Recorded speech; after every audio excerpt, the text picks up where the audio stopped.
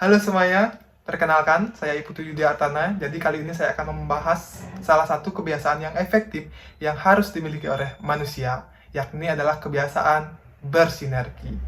Nah, apa sih itu kebiasaan bersinergi?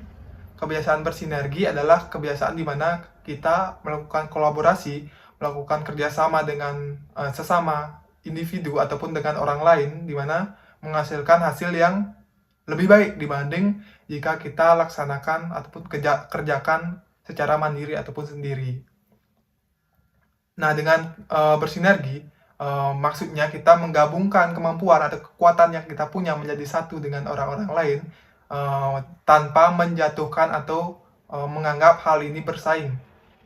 Lalu, kenapa sih bersinergi itu penting? Jawabannya ada di ilustrasi berikut.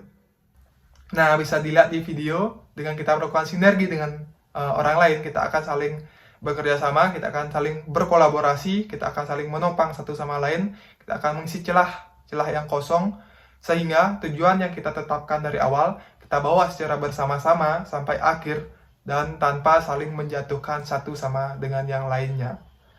Ada juga salah satu peribahasa yang mengatakan, bersatu kita teguh, bercerai kita berantakan, ataupun bercerai kita runtuh.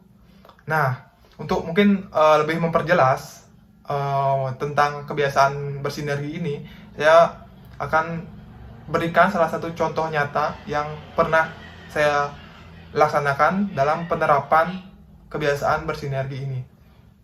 Beberapa bulan yang lalu, itu saya pernah mengikuti sebuah kegiatan yang bertemakan kegiatan gebiar budaya, di mana dalam kegiatan ini terdapat kegiatan lomba-lomba, kemudian ada kegiatan talk show dan juga kegiatan pameran.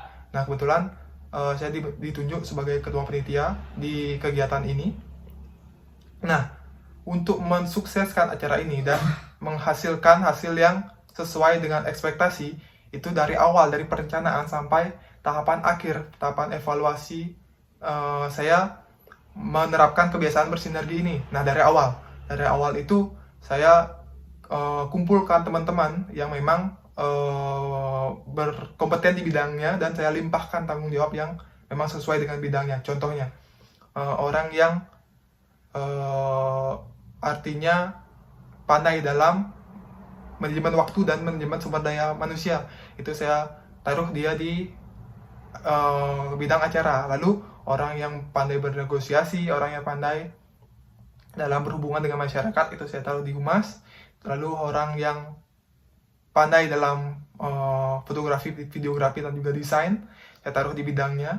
Terus orang yang pandai dalam bidang keagamaan dan rohani, saya taruh di bidangnya sesuai. Lalu orang yang artinya mempunyai kenalan dan juga lihai di bidang konsumsi, saya taruh di konsumsi. Lalu orang yang pandai dalam menjaga keamanan dan juga berhubungan dengan vendor, saya taruh di bidangnya. Sehingga dengan melimpahkan tanggung jawab ke masing-masing orang, ini akan menciptakan kolaborasi yang baik, sehingga tidak perlu saya merangkap semua kegiatan, dan dengan sinergi yang saya lakukan, ini akan mempermudah proses yang perlu kita laksanakan.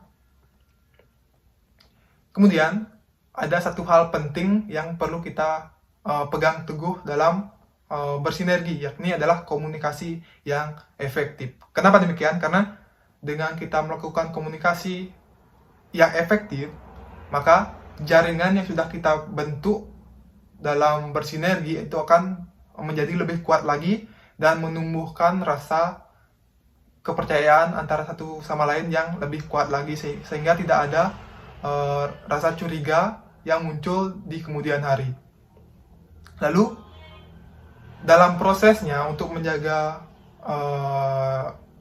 alur dan juga rasa sinergi antara satu dengan yang lainnya, saya tetap berkolaborasi dengan cara melakukan pertemuan mingguan rutin, di mana dalam pertemuan ini saya dan teman-teman itu saling mengevaluasi satu sama lain dan memberikan update progres yang sudah kita laksanakan, sehingga dengan pertemuan ini kita akan bisa mengembangkan lagi, ataupun kita bisa merenovasi dan mengevaluasi kegiatan yang bisa kita laksanakan setelahnya.